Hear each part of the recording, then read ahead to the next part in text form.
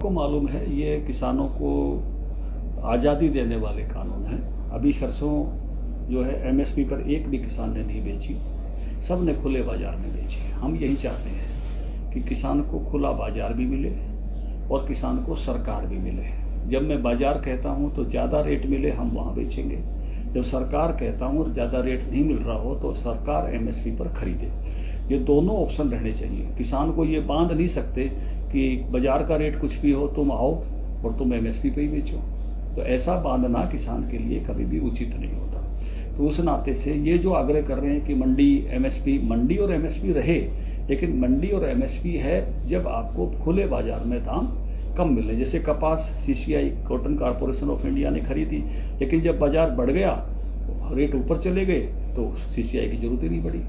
हम यही चाहते हैं कि किसान को खुला बाजार भी मिले, किसान को ये बंदिश नहीं लगाई जाए कि तुमको मंडी ही लाना है।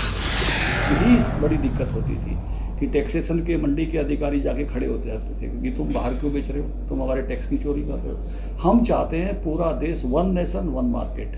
पूरे देश में किसान कहीं भी जाकर जहां उसको ग्राहक मिले वहां जाकर कहीं भी अपना सामान अच्छे दाम में बेच सके।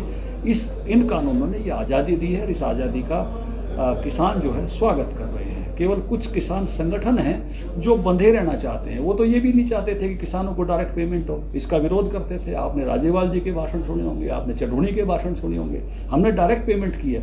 16,000 करोड़ रुपया किसानों के खाते में डायरेक्ट किया गया है और सभी किसानों ने इसका स्वागत किया है। कुछ लोग पुराने सिस्टम से बांधे रखना चाहते हैं अपने निहित स्वार्थों के लिए, लेकिन किसान को उसकी संपन्नता के लिए आर्थिक आज़ादी देनी पड़ेगी। ये आर्थिक आज़ादी का पर्व है। इसके माध्यम से हाँ, इनमें जो कमियां हैं छोटी मोटी, वो सरकार ने कहा था कि हम दुरुस्त करने के लिए तैयार हैं। वार्ता भी हुई थी, कोई कानूनों में कुछ सुधार चाहते हैं, उसके लिए सरकार ओपन रही है। तोमर साहब की चिट्ठी भी आई थी, सारे मीडिया ने दिखाई थी, हमने भी पढ़ी थी।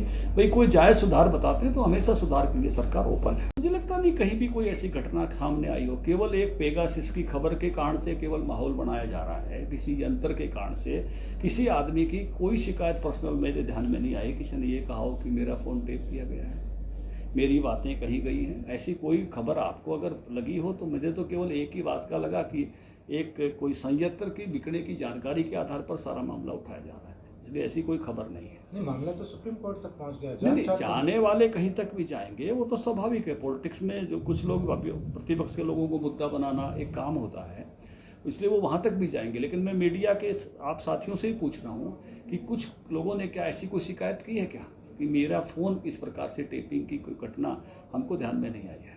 तो सरकार क्यों नहीं खंडन करती? लोग ये सरकार तो बता रही है ना, सरकार ने तो बताया है, बार बार बताया, सदन में भी बताया, बाहर भी बताया है। किसी बात के लिए आंकड़ा देना कोई ऐसा विषय नहीं है कि आपने कैसा उसकी तथ्यात्मक आधार क्या है, उसकी कोई लिस्ट है क्या?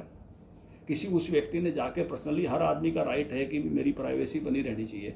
किसी व्यक्ति ने अपनी प्राइवेसी के आधार पर कोई आगे बढ़ाया क्या कि मेरी प्राइवेसी का हनन हुआ है? ऐसा नहीं।